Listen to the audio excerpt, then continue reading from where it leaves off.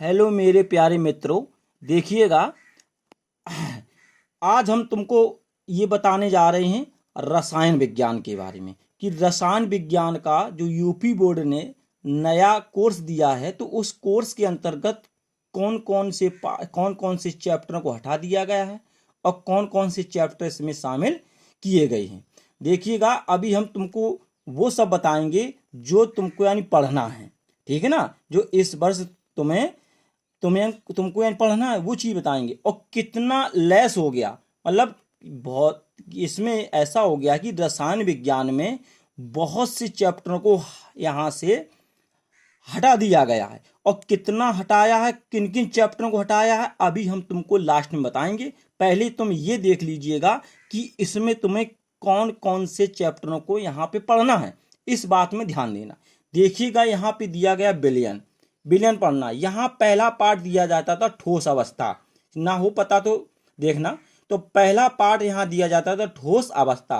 अब उस ठोस अवस्था पार्ट को यहाँ से क्या कर दिया गया है, हटा दिया गया। अब तुम्हारा पार्ट जो था पहला, जो तुम्हारा चैप्टर था कौन बन गया, विलयन बन गया। अब ये विलयन, वैद्य रसायन, रासायनिक बलगति, डी और एफ ब्लॉक के तत्व, उपसह संयोजन यौगिक, हेलोएल्केन और हेरोएलिन, एल्कोहल, फिनॉल एवं ईथर, और एल्डिहाइड, कीटोन एवं कार्बोक्सिलिक अम्ल, एमीन और जैवड़ी है। यहाँ पे देखना जस्ट में कि यहाँ से 1 से लेकर के 10, मतलब इतने तुम्हें चैप्टर यहाँ से यानी पढ़ना है, ठीक है। 70 नंबर का पेपर होगा, पेपर एक ही होगा, इस बात में ध्यान रखना। और 30 नंबर तुम्हारे प्रैक्टिकल के होंगे। तो 70 में तुम्हें 23 नंबर ले आना है। कितना ले आना है, 23, और 10 तुमको प्रैक्टिकल में लेके आना है। तो 23 और 10 जोड़ेंगे 33 हो जाता है। ये तुम्हारा न्यूनतम उत्तीर्णांक है, मतलब 100 पूरा मिला के 70 जो हो गया, 30 का प्रैक्टिकल, तो पूरा पूर्णांक हो गया 100 का। तो 100 में तुमको कितने 33 नंबर ले आना है, तब तुमको पास माना जाएगा, ठीक है। अब देखिए यहाँ पे क्या है। पहला पार्ट आगे विलयन। तो विलयन में ध्यान से देखना, लिखा है कि विलयनों के प्रकार, ठीक है। ठोसों के द्रव्यों में बने विलयन की सांद्रता को व्यक्त करना। फिर गैसों की द्रव्यों में विलेयता। फिर अगला देखना टॉपिक ठोस विलयन। फिर अणु संक गुणधर्म। फिर इसके बाद देखना वाष्प दाब का आपेक्षिक अवनमन, राउल्ट का नियम, ठीक है ना। क्वथनांक का उन्नयन, हिमांक का अवनमन, ये भी ध्यान देना, ठीक है। परासरण दाब, अणु संक गुणधर्मों द्वारा आणविक द्रव्यमान ज्ञात करना, असमान आणविक द्रव्यमान और बांट-हाफ गुणांक, ये तुमको ध्यान से पढ़ना है, ठीक है ना। इस बात में ध्यान रखना। क्यों हम इसलिए बता रहे हैं कि अभी तक क्या था कि कोरोना की वजह से 30% कोर्स तुम्हारा कम हो गया था। लेकिन अब क्या है कि इस साल बोर्ड ने जो कोर्स कम किया था उसका कुछ भाग ले लिया गया है और कुछ यानी हटा दिया गया। अब कितना लिया गया, कितना नहीं लिया गया, कितना हटा है, क्या तुम्हें पढ़ना क्या नहीं पढ़ना, इसलिए हम तुमको एक एक टॉपिक करके सविस्तार से बता रहे हैं, ठीक है ना। और इन्हीं टॉपिकों को यानी पढ़ना है, ठीक है। अच्छा, फालतू की चीजें नहीं पढ़ना तुम्हें, ठीक है ना। अब देखना इसके बाद आगे आ जाओ इकाई 2 में वैद्युत रसायन। इसके अंतर्गत देखिएगा ऑक्सीकरण अपचयन अपक्रियाएं, वैद्युत अपघटनी विलयनों का चालकत्व और विशिष्ट एवं मोलर चालकता, सांद्रता के साथ चालकत्व में परिवर्तन, कोलराउस का नियम, ठीक है। ये पढ़ना है तुम्हें। वैद्युत अपघटन और वैद्युत अपघटन के नियम, ठीक है।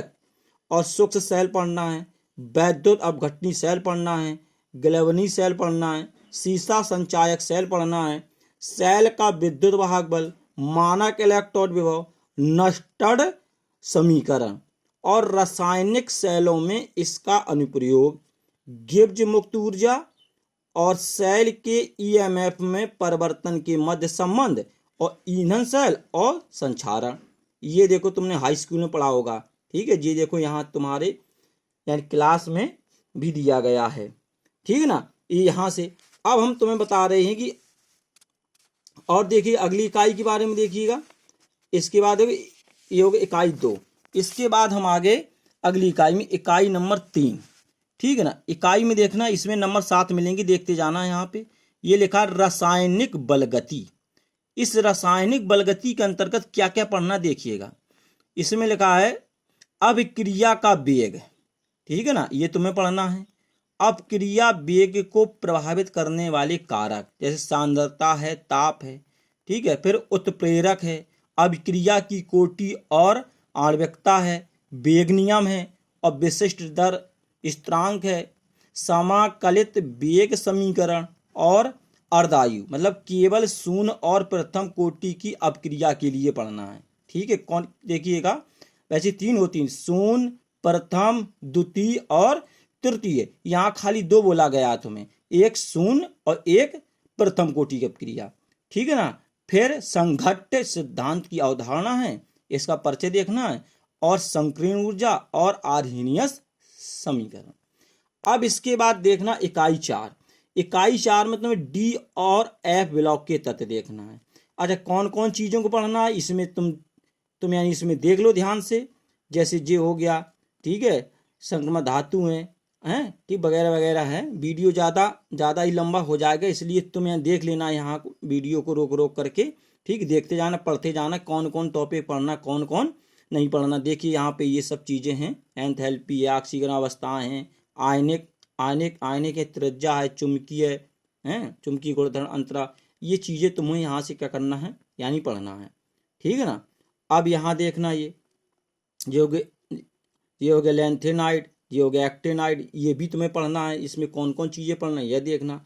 इकाई 5 में देखो उपसय संयोजी यौगिक, तो उपसय संयोजक यौगिक में तुम्हें देख लीजिए क्या क्या पढ़ना है। उपसय संयोजक यौगिक है, परिचय है, लिगैंड है, उपसय संयोजन, संख्या, वर्ग हैं, चुंबकीय गुणधर्म और आकृतियां, ये सब चीजें हैं, इन्हें देख लो। आईपीएसी पद्धति से नामकरण हैं, ये तुम्हें जितने टॉपिक है, त्रिविमीय समाव्यवस्था, ये भी तुम्हें पढ़ना है, ठीक है ना। वीडियो को रोक रोक करके देख लेना। अच्छा, अब देखना इसके बाद आगे इकाई 6 में देखो। इकाई 6 में हेलो एल्केन और हेरोलिन, क्या क्या तुम्हें पढ़ना है देखो, ये चीजें सब दी गई हैं। हेलो एल्केन में नाम, पद्धति है, CX आबंध की प्रकृति है, भौतिक एवं यानी रसायन है, ये सब चीजें हैं। ये तुम वीडियो को रोक रोक करके देख लेना, ध्यान से पढ़ लेना, क्या क्या पढ़ना, क्या क्या नहीं पढ़ना। ट्राइक्लोरोमेथेन है, ट्राइक्लोरोमेथेन है, टेट्राक्लोरोमेथेन है, आइडोफार्म है, फ्रेओन है, DDT है के उपयोग हैं, और यानी पर्यावरण पर इसका प्रभाव। अब देखना अगली इकाई नंबर 7 में आ जाओ। 7 में देखो क्या क्या देखना, एल्कोहल, फिनॉल एवं ईथर, इन चीजों को देखना है तुम्हें। एल्कोहल नाम पद्धति है, भौतिक एवं ये सब चीजें हैं, इसको तुम देख लेना ध्यान से, ठीक है। फिनॉल के बारे में क्या क्या देखना, फिनॉल का, ठीक है। और ईथर देखिए, नाम, पद्धति, विचरण की विधियां, भौतिक एवं रासायनिक गुण, इनको तुम ध्यान से देख लेना, ठीक है। इकाई 8 देख लो, एल्डिहाइड, कीटोन एवं कार्बोक्सिलिक अम्ल, इसमें देखो तुम्हें क्या क्या पढ़ना, क्या क्या नहीं पढ़ना, ये देख लेना सब। एल्डिहाइड और कीटोन है, नाम, पद्धति है, कार्बोनिल समूह की प्रकृति है, विरचन की विधियां, भौतिक और रासायनिक गुणधर्म है, ये सब चीज़ें तुम्हें यहाँ से यानी इतनी चीज़ें पढ़नी है। और देखिए कार्बोक्सिल अम्ल में नाम, पद्धति, अम्लीय प्रकृति, ये सब चीज़ें तुमको ध्यान से पढ़नी है। अच्छा, अब क्या क्या नहीं पढ़ना है, इस चीज़ को हम तुम्हें बता दें कि कितने पाठों को यहाँ से हटा गया। मतलब पहला पाठ तो यहाँ से हटा दिया गया, जो पाठ का नाम हमने तुमको बताया था, उस पाठ का नाम क्या था वो हमने तुमको बता दिया था कि ठोस अवस्था जो है वो पाठ अब तुम्हारा ठोस अवस्था पाठ नहीं रहा, वो पाठ अब का हो गया यहाँ, उस पाठ का क्या हो गया कि वो पाठ यहाँ से हट गया। अब देखना तुम्हें कौन कौन पाठ नहीं पढ़ने, इसमें आ जाओ, देखिएगा इन पाठों को तुमको नहीं पढ़ना, ध्यान से देखना। ठोस अवस्था ये पाठ तुम्हारा हट गया, वैसे ही ये पाठ काफी कठिन था, हैं, तो इसलिए ये पाठ यहाँ से, इस पाठ को नहीं हटा। अब पहला पाठ तुम्हारा हो गया विलयन, ठीक है। इसके बाद दूसरा पाठ है तुम्हारा पृष्ठ रसायन, अब तुम्हें इस पाठ को भी यहाँ नहीं पढ़ना, ये भी यहाँ से हट गया। नंबर तीसरा, तत्वों के निष्कर्षण के सिद्धांत एवं प्रक्रम, ठीक है, अब ये भी पार्ट यहाँ से हट गया।